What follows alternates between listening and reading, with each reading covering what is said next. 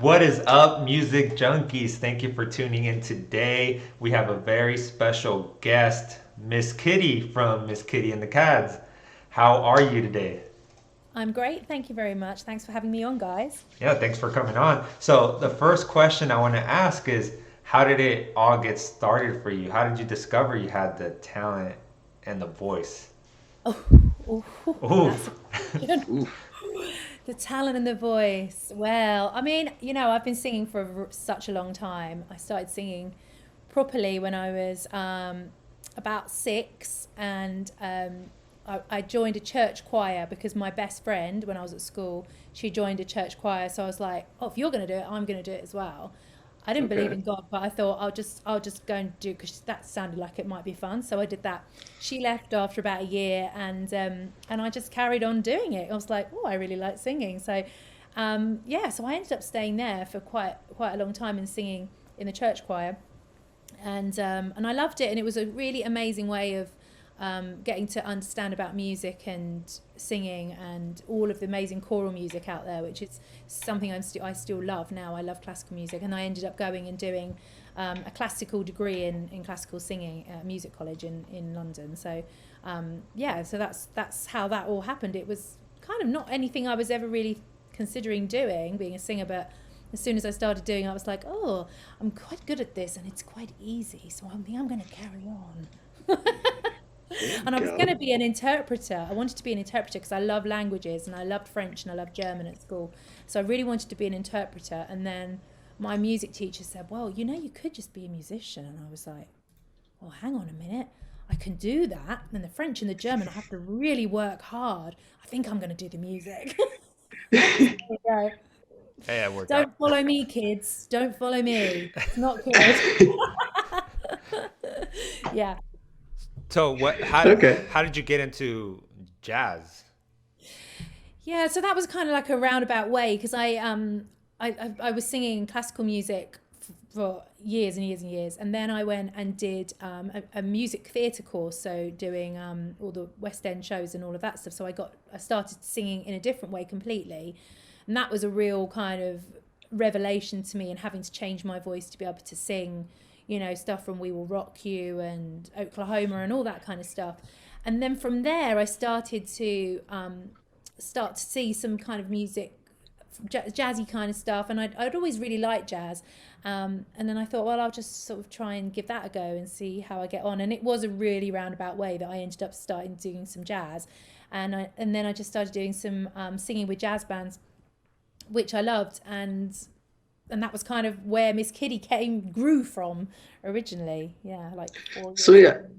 so I did notice you do come from a very musical background. When I say musical, I'm talking like theater acting. So Yeah. I mean, I would say like what you have is kind of a rare thing to be like a triple threat, sing, dance, and act. I think that's fantastic. And some of the work that you've done and your that you put out there is really unique. Because I remember like when Mario first introduced your music to me, I was kind of taken aback. I'm like, this is nice. This is like super nostalgic. This Yeah. takes me back to an era that I'm not familiar with, and I'm Yeah. jiving it.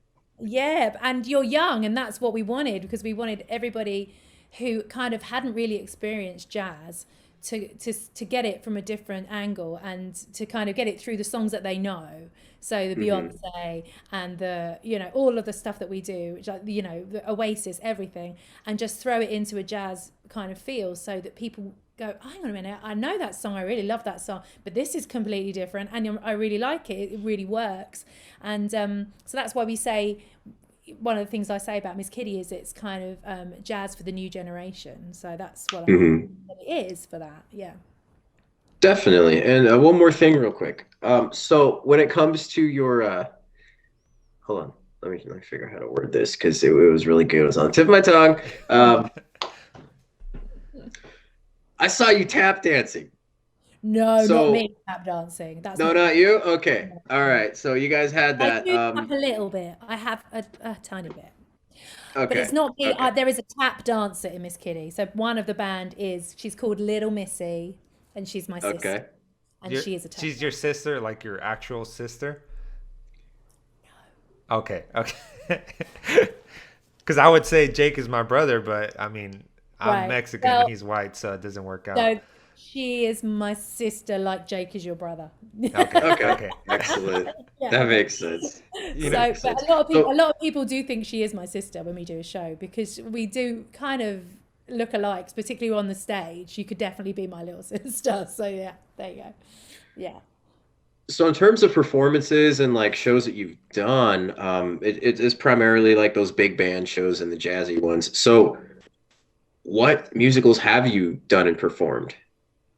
So before I did Uh-huh. turn my hand to pop music and jazz and everything, I did various stuff at college. I did a show in the West End with my college, um, and then I kind of decided very quickly that I didn't really want to be in musicals, because I tell you why. Because the problem with musicals for me, I'm a musician, so I'm not just a singer. I've Mhm. grown up playing the piano and other instruments and stuff. So because of that, it's not just about the singing for me; it's about the music. And the problem with being in a musical in a show in West End, Broadway, whatever, is that you have to sing it exactly the same way every single performance. It has to be the same. You know, if you're Eponine in Les Mis, you've got to be the same Eponine as you will see in Singapore on the same night as you'll see in Hong Kong. As you know, you've all got to be the same.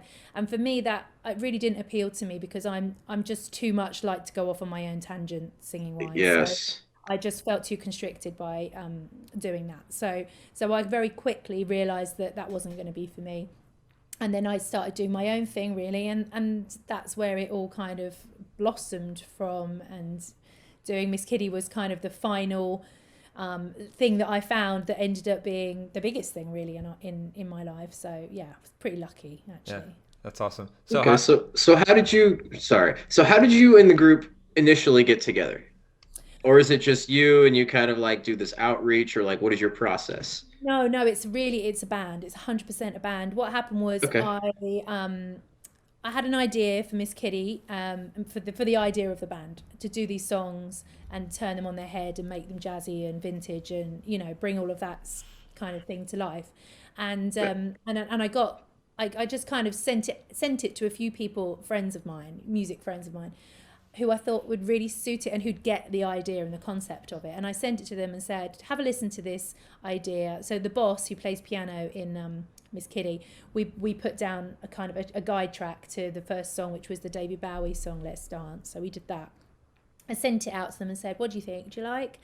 And they all just came back and were like, this is fantastic. I love this. I want to be part of this. What are we doing? What are we doing? So I was like, well, okay, well, let's do a video, because that's what you have to do these days. Let's just do a video. So I organised a video shoot, and we'd only kind of done one rehearsal, and then that's when we met Leah, who is the tap dancer, and she just came in, and I was like, do you want to just do some tap over this? And she went, okay, and she just did this incredible dance routine, and we all just went, what was that? That was amazing.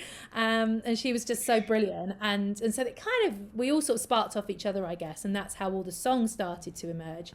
And then we did the video shoot, which went so well. And I bought all of these clothes for everybody because I wanted it to feel like it was a real vintage. Yes.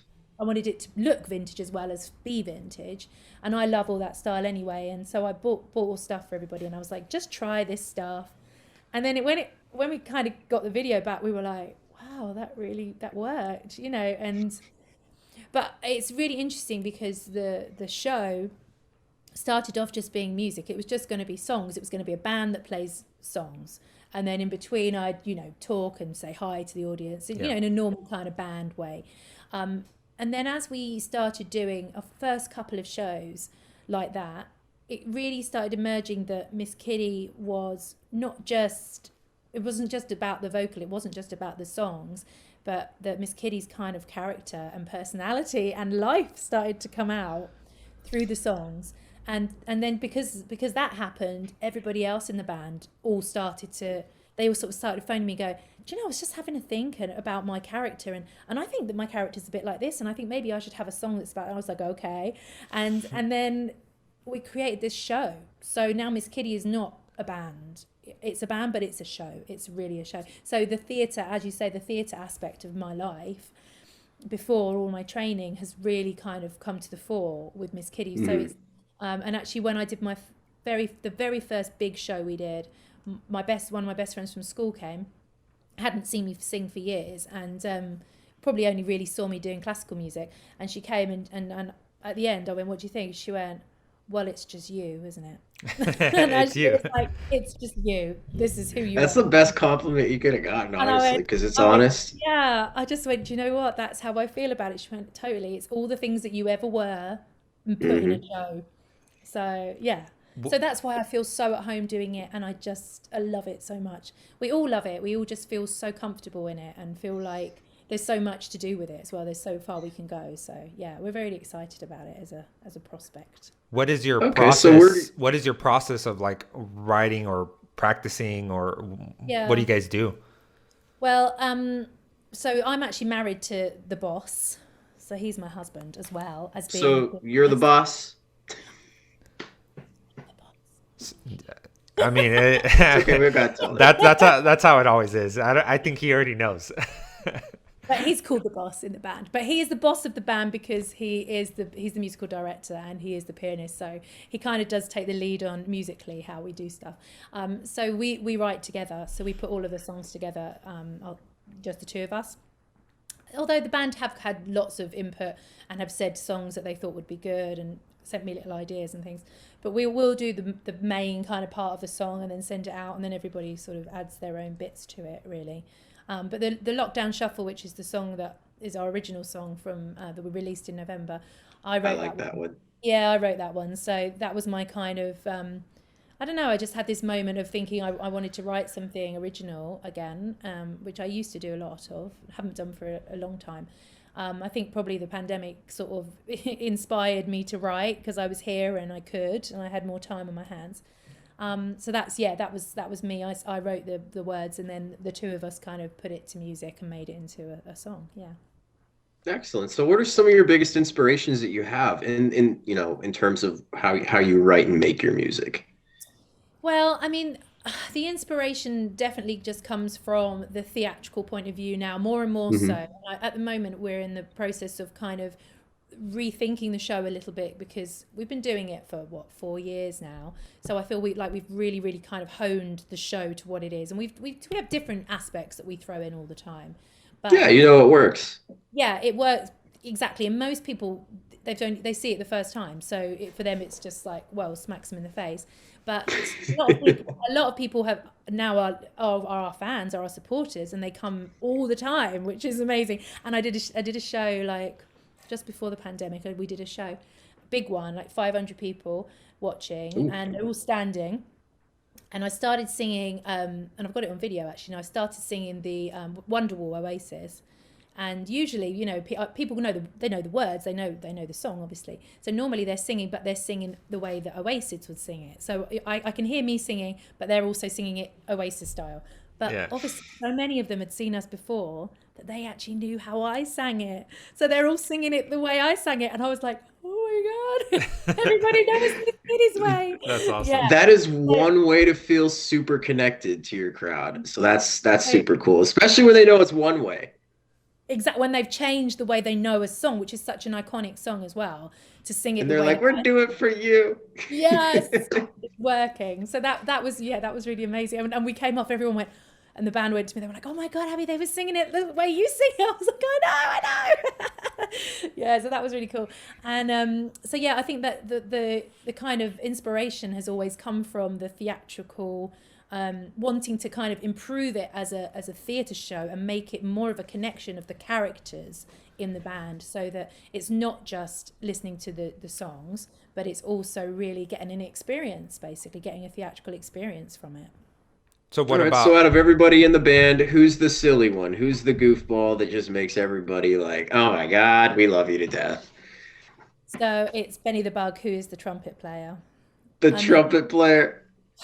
he is he is ridiculous.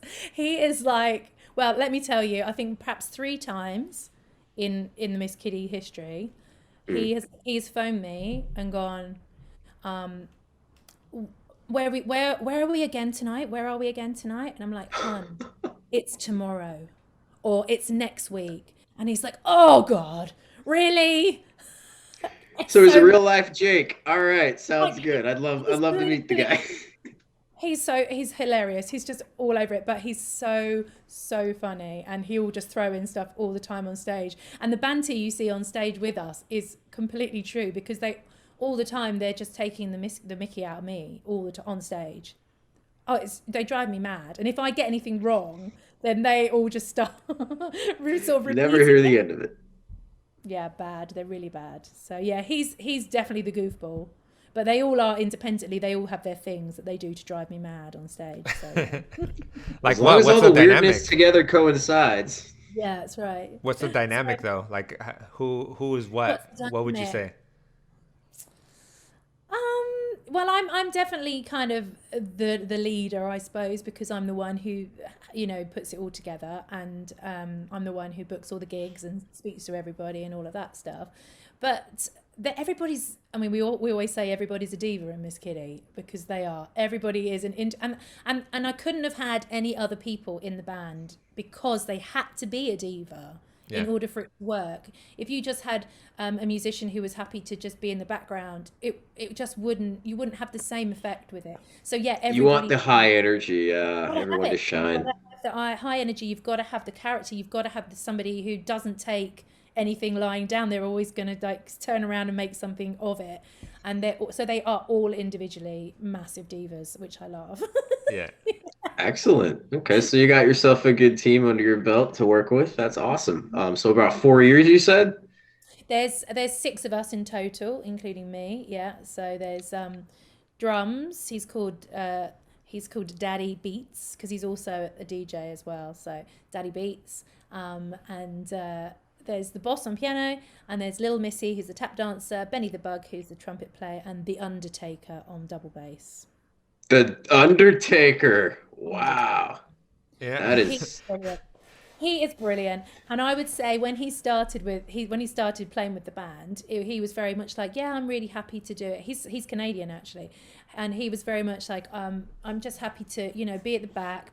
Double bass players are always kind of, they're laying down the bass. They're not there to be showy.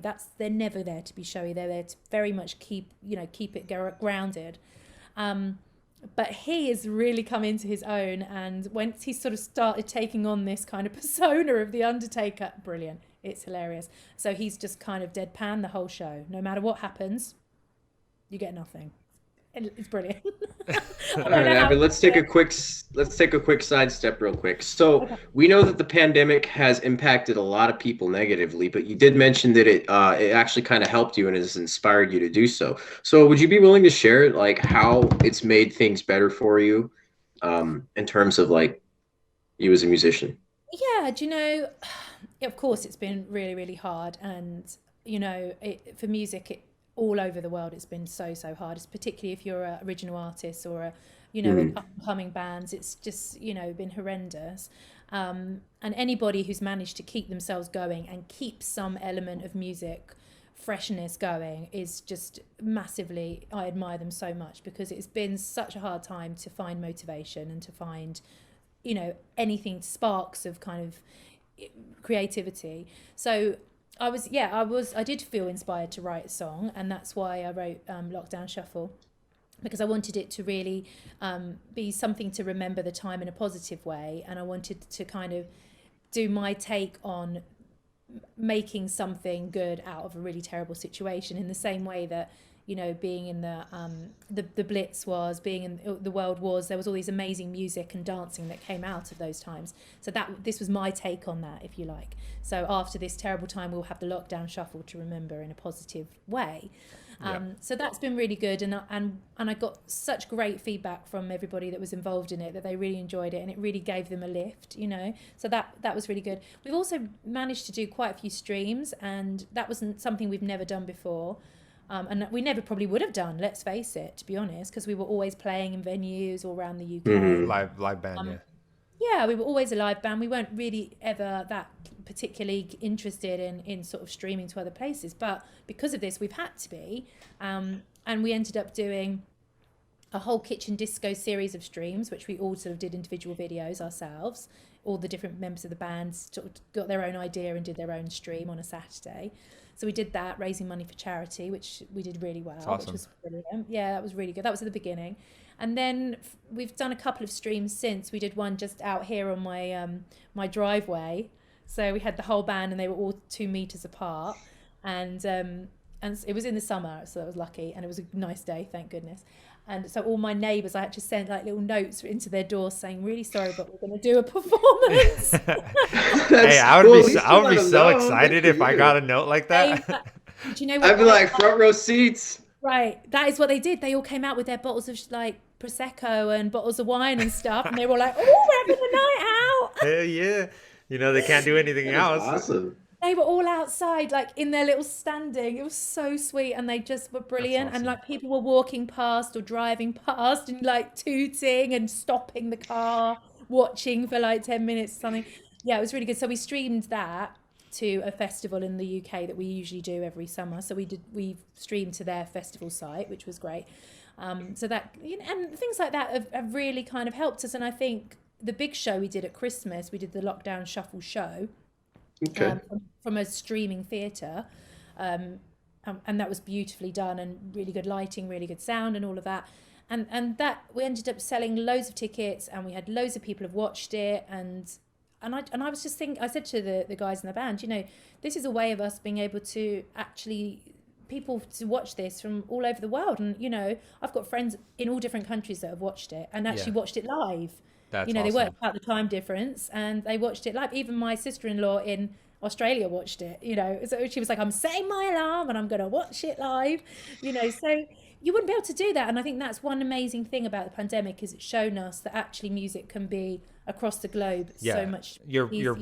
reach is completely like open, and like when you're Yeah. doing live shows, it's an amazing feeling. You connect with a lot of people, but you can't connect with you know, people from all over the world, which is awesome. And that, I think that's one of the things that COVID brought, you know, one of the positives of COVID is it allowed us to reach way more people. And you know, granted you're being able to market yourself in another way. She's reaching her target audience for sure. Yeah, in a way that you could have never imagined.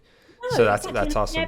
And I never would have even dreamt about people in Canada and the States knowing Miss Kiddy's music. Yeah. But they do. I get messages all the time from people from all around the world saying, "Oh, I love your track. I've been just listening to your album." I'm like, "Oh my God, That's awesome. What on earth do you know about us?" You know, which Yeah. is amazing. And had this not happened, I would have just been playing in, you know, Ronnie Scott's and 606 and all the clubs that we have here, which is awesome. And you know, you get a great following. It's here. great, yeah. It's just, isn't that how nice that is to be able to reach people in different countries? Yeah, music is meant for it to be heard, and you know, you make amazing music, so you hope that, you know, the world hears you. So And usually it's only like Lady Gaga and all of that gets global. So it's giving a chance for the smaller artists to have a platform. so post COVID, what are your plans for the band? Do you want to continue touring, you know, local clubs? Do you want to, you know, hopefully one day tour to the States? You know, what is your ultimate goal? We'd love to go all over the world. I mean, we were already thinking that we were going to try and do some European gigs, which obviously has become a little bit more tricky now with Brexit and Just a smidge. just a smidge with UK artists. But yeah, I mean, we would absolutely love to be able to take our show, you know, everywhere, really, internationally, and that is the goal. We've got a big secret video coming out in April. Ooh. Can you give us a little bit of breadcrumbs? Come on. Well, It sounds tasty. It is tasty. It's really tasty, and it's one of our songs that is on our album. And we had this idea for a video for it ages ago, and we kind of have gradually got it together. But it's not just a music video. It's like a mini film. It's like a mini like feature film. Okay. Okay. Featuring loads of massive cast, and we had a massive crew. Oh we my had God. oh God, everything. You're just gonna love it. So we've been waiting to bring that to everybody. So that as soon as we kind of come out of lockdown and everything else, that's the plan to show that to the world, and then hopefully see where we go with that sort of, into next year and do some gigs. And Who there would is some gigs coming in. who would be your ideal person or band to tour with? Let's say you opening or they opening, whatever the case is. Do you know, that's so hard, and I have thought about that because I have been thinking about who would we open for.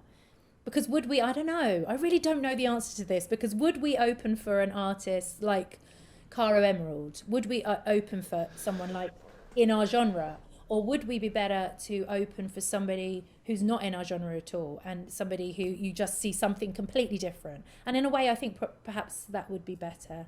I mean, God, I love so many people. Well, it's because you're taking on all kinds of different genres when you're Right. making your music. So it would only, I think that would be your best thing, is to go completely different. So Different. Yeah.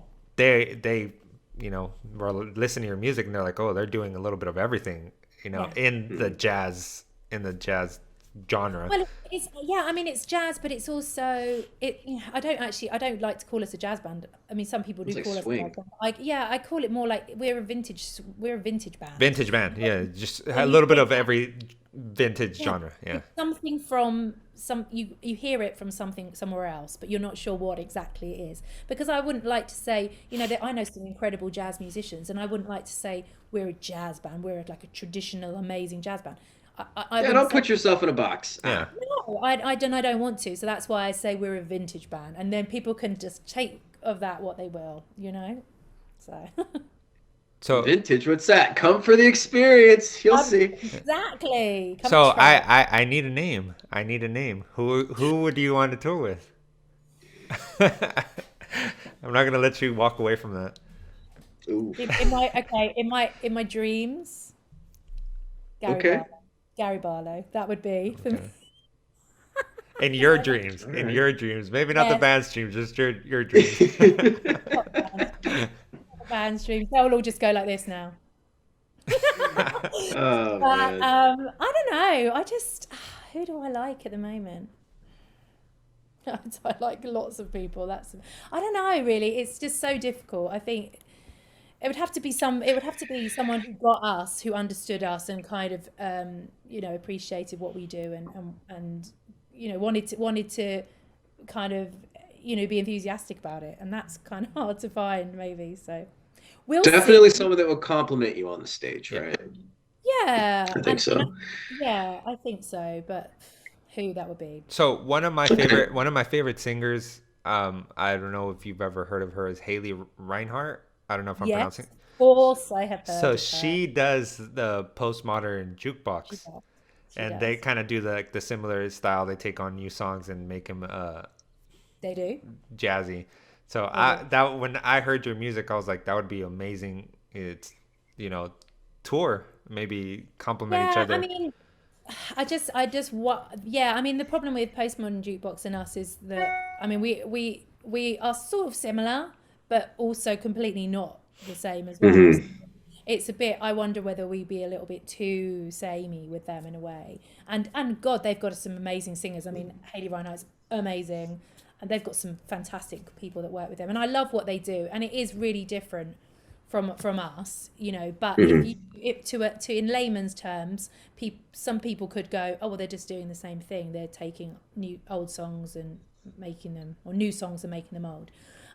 But they do it in a different way to us, and ours is a show. So Yeah, you're doing a whole show.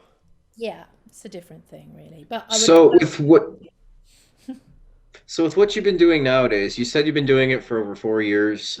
What do you think would be a course of action for you to take that would bring you to that next level of where you want to be? well, that is the $1 million question for all That artists. is. Is there a It's honestly just Is there a secret potion that we can buy? Because if so, I would like to buy it, please. okay. I don't know. I mean, I've always said, do I want to be famous? That is not what I'm in it for. That's just not here to be famous. I'm here to do this music that I believe in, and this performance that I believe in, and hopefully to bring people joy through it, and for them to see something that's different and exciting. So Mhm. so in a way, I feel like I'm successful anyway in what I've done because Yeah, that's where I wanted to be. So I'm there. I'm doing that, and excellent. I'm successful that I'm a full-time musician. I don't have another job. That's my job full time, and so therefore, I sang once with a band. Just a wedding band years ago. I was singing, and this guy came up to me and said, in the break, and he said, "So, are you trying to get a record contract at the moment?" And I said, "No, no, I'm not trying to get a record contract." And he went, "Oh, but surely that's what you want to do. You want to be like, like Madonna or Kylie, right?" And I said, "No, I earn my living from singing, so that's what I've wanted to do all my life. So therefore, I'm doing that. So I'm not that I'm a success in my eyes." And he was just like, "Oh," so taken aback because people think that if you want to be a musician, you want to be famous and you want to be Kylie, and I don't really. That's not what I'm in it for. So I'd love to do bigger stages and be heard by more people, and for people to really get Miss Kiddy and to love it and to go with it. Of course, that would be amazing, and I'd love to do. And we love doing festivals, and we absolutely love doing festivals. So I'd love to do bigger and better and more festivals. So yeah, that's my kind of dream, I guess. But if someone came in and offered you a deal, a great deal to tour, to Yeah. give you everything, Oh God. you would take it. Yeah. Yeah, of course, Okay. and we would, and everybody would. Yeah, of course. I mean, yeah, yeah. Because no, We I would. mean it's funny because there's a lot of people that have told us, and on the podcast, they would never take a record deal, no matter how good the Feeling, deal is. yeah. Well, and I understand why, because record deals now are not what record deals used Yeah, to be. you get rid And of all creativity. You get rid of everything. So a lot of It's how people they are like, want you to, yeah, yeah. and yeah, So and that's just putting you back in the same position you got out of. So I yeah, totally yeah, understand where you're at. yeah, and I think, and I get that, and I totally understand it from an original artist point of view. That somebody who was completely doing their own thing that would feel completely trampled on by a record company, yeah. and I think that we could easily be the same as that. But I suppose it just depends on who's On out there, the because label and the yeah, and deal, the because type of what deal. we do would have to be a label, and I know the kind of labels that do similar things to us, and they are a little bit more boutiquey, if you like, and that's what it would have to be for us, definitely. Yeah, I mean that makes total sense. Mm. Definitely. So Okay. what? So besides that video that you're releasing in April, what Yeah. other things are you currently working on? Well, as I say, we're trying to sort of rejig the show a bit at the moment. So I'm sort of working with a script writer, sort of an editor, a script writer who I work with on the kind of the text on the chat that happens in Miss Kiddy. So I have a guy who I work with on that. So we're working on some new dialogue, just to change it up a bit of a new storyline to start off, the new year with. And so hopefully we'll have a bit of a change up with that, just for ourselves, really, just to keep it fresh Mhm. for us. New songs, we're always working on new songs. I'm writing another new song at the moment, so hopefully that will be somewhere in the pipeline, and hopefully some Ooh. shows coming. So that's the thing we really want to get back out doing Yeah. some live shows. Yeah. What kind of artists can we expect for you guys to like cover or Well, do you know Well, that's what? hard to gauge. She did one for Oasis, man. uh, She made a bold Well, then, move and she made it sound good. yeah, and we've done. Do you know what we love doing? The ones that we find are the best are the most different from us. So Mhm. heavy metal, like Ooh. yeah. So Lil Missy, who's a tap dancer in Miss Kitty, she's well into her grunge, heavy metal, all of that. Really, you wouldn't believe it. She really is. So so she loves that, and she loves tap dancing and jazz. So there you go. All right. So she's always sending me messages about some unheard of for me because I'm not into that music, but unheard of for me, sort of metal song or whatever, Is it grunge. like that? Oh my. So she's all right, Mario. That's what's up. So, and some of them we have chats on our WhatsApp group about some songs. So yeah, yeah, there's some interesting ones coming. And I think also the other thing we love is hip hop artists. So hip hop artists with Miss Kitty are brilliant. They work so well. Like we did one not I Need a Dollar. We did Gold Digger. So Ooh. Kanye West. Kanye West. Yeah. Yeah, that's one of our favorite songs that we do is Gold Digger, and we've made that into like this brilliant sort of jazz. So would you ever consider having like a feature, like a rapper come in and rap a song with you guys, or yeah? That is something that I've got my eye on at the moment. That would be All right. awesome. That would be awesome. She's created an empire, Mario. Look out. Try. I'm just waiting for like a heavy metal vocalist to feature in one of your songs, just screaming. Well, they got the double bass tap dancer, man. So Yeah, like a grunge screeching kind of vocal. Oh my Hilarious. god, Awesome. No, I would love to. I'd love to incorporate something else. So yeah, I have been thinking about that. So maybe that might be coming. Awesome. Well, we'll definitely be keeping our ears out for that. Did you, by chance, have anything you'd like to say to our listeners, or Mario? Did you have anything you'd like to add outside of this? No, I think we're good. Awesome. Well, the floor is yours, Abby. If you have anything you'd like to tell our listeners or yours, now's your time to shine, girl.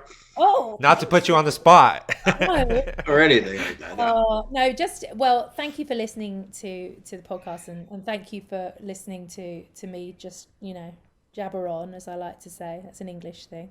Jabber on about my life and music, and why I love it. And please do check us out if you can on Instagram or Facebook, misskiddy.com. You can find everything about us, and you can watch loads of videos on our YouTube channel, so you can see loads of stuff we've done. Watch the Lockdown Shuffle and share that with your friends, because that's pretty fun. The video is pretty cool for that. So yeah, just join us and like us on Facebook, and then hopefully we'll be coming out to you soon wherever you are in the world. I hope so. If it's either in person or if not, online. So, Excellent. yeah. Excellent. Well, once again, thank you so very much for joining us today. You've been an absolute pleasure to speak with and to get to know on the show. So we're definitely looking forward to some good things for you. So Thank you. we'll be watching. Thanks, guys. Thanks for having me. Thank you. Of course. If there's ever anything you need, feel free to reach out. Be more than happy to help you out or whatever. Thank you. That was awesome. Miss Kiddy and Yeah, the that Cads. was great. Dude, She has a very unique style, man. I was really impressed with her work. The first time you showed it to me, she an absolute pleasure to have on the show, and I think we were able to definitely learn a lot from her. yeah. And that accent, I mean, it's just amazing Yeah. accent. But I think I noticed this too. In some of her songs, it was almost like it wasn't there. That is, I should have asked about that, because a lot of artists from like They we were switch. talking with Sedate. She was saying that she doesn't try, but it just happens. The accent just goes away. And it's crazy. Yeah. I think it's just the way you sing something is just. Well, she said she was also trained, for like classical style. So I don't know. I know in America sometimes they'll train them to have a more open tone and keep their vowels like that. I don't know if they're doing something different on, Well, across the pond. for singing, like you said, you're opening up your tone. So a lot of singers don't sound when they're speaking normally, they don't sound like their singing voice, because they're using pretty much every available airway they can to Every muscle in their throat. exactly. Yeah. So it's completely different when you're relaxed. Your tone is different. But I mean, granted, if you have Still, an I accent, think it's really if you have an unique. accent, you have an accent. Australians. Australians. Yeah. Anyways, Miss Kiddy was awesome. Her voice is amazing. Their music is amazing. They switch it up a lot. So if you like pop, if you like rock, if you like, any subgenre, they probably will make a song. They're But probably going to make it do their some own way. metal too. That would be awesome. That would be freaking That would awesome. be super awesome. But I mean, for now, listen to their music, like them on Facebook, Instagram, and everything. And we do want to let you know we have more episodes coming up. Next week, we have, and I'm able to say it because we already have it 100% confirmed, Ethan Torrance, Ethan rapper out of Torrance. Canada. So he's coming on the show. After that, I do have another reggae band. and I'll release the information, when I have everything 100% confirmed. But we'll continue making episodes for you as long as, you keep listening. We do have our merch up on musicjunkiespodcast.bigcartel.com, which link in bio on all our social networks. Buy our shirts, buy, what else do we have? Our hoodies. The cold season's about to end, so get a hoodie when you can. And definitely, if you get some merch from us, take a picture and tag us in it. Definitely do that. I'm gonna print every picture if we get, and I'm gonna post them up on a wall of all the people that support us. So if you support us, you'll go on my wall, and I'm gonna look at you every day, just stare at you. All right. Anyways, all 3 listeners. Our 3 listeners. But anyways, we love you guys. I hope you stay safe. And we'll see you next week. Peace, music junkies.